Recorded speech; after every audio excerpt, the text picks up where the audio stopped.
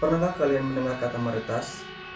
Meretas atau biasa disebut juga hack adalah salah satu cara seseorang yang melakukan teror kepada orang lain. Umumnya, para pelaku peretas ini masuk melalui jaringan internet sebagai akses menuju jalan kejahatannya.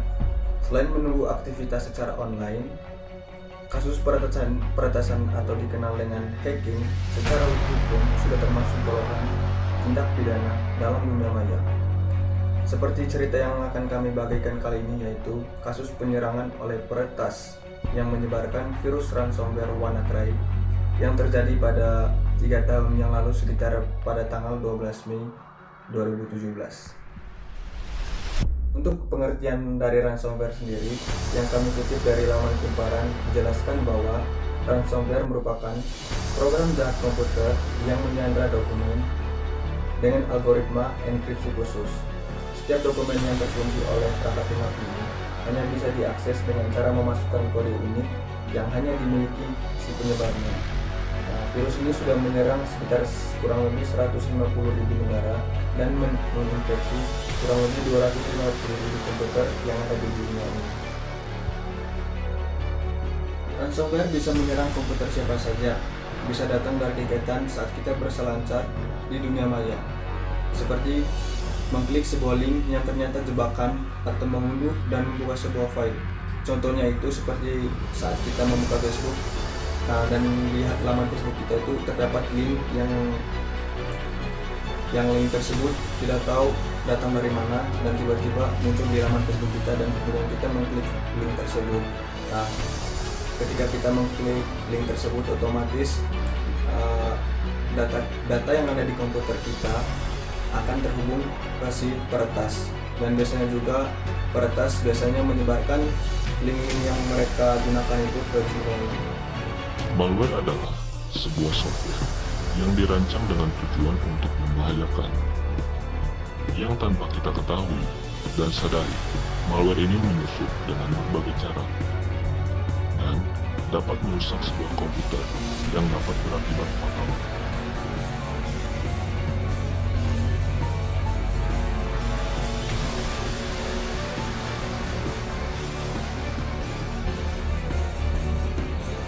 Malware berjenis ransomware ini mengunci komputer beserta data-data penting korban dengan tujuan untuk memeras uang korban. Jika korban ingin mengakses kembali komputer yang telah terkunci, maka korban harus membayar sejumlah uang yang diminta.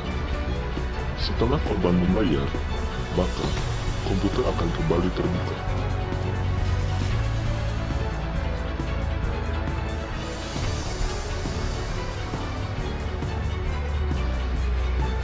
Pertama, penyerangan yang dilakukan ransomware dengan mengirimkan spam email kepada korban hingga melewati filter spamnya.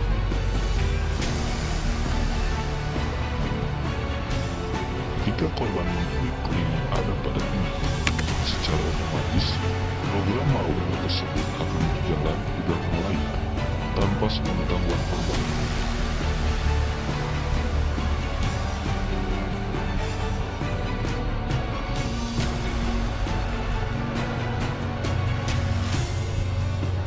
Ketika program malware sedang running di balik layar, proses ini merupakan proses di mana data dienkripsi dan juga flash SSID, PowerShell, serta command prompt dikunci.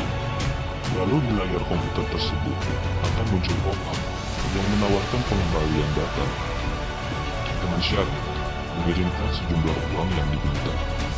Dan semua ini juga dapat menginfeksi komputer-komputer lainnya yang terhubung pada jaringan yang sama.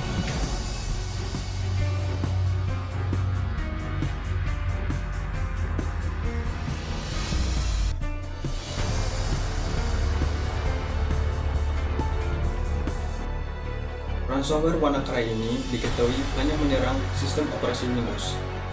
Di sini saya akan menjelaskan kenapa virus ini hanya menyerang komputer dengan OS Windows dibandingkan menyerang komputer dengan operasi sistem lainnya seperti Linux, macOS, dan lain-lain.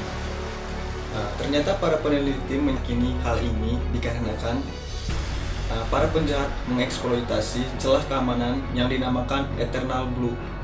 Eternal Blue sendiri ternyata hanya ada pada Windows, sistem operasi Windows. Cikal bakal program ini dibikin dan dimiliki oleh Badan Intelijen Amerika Serikat.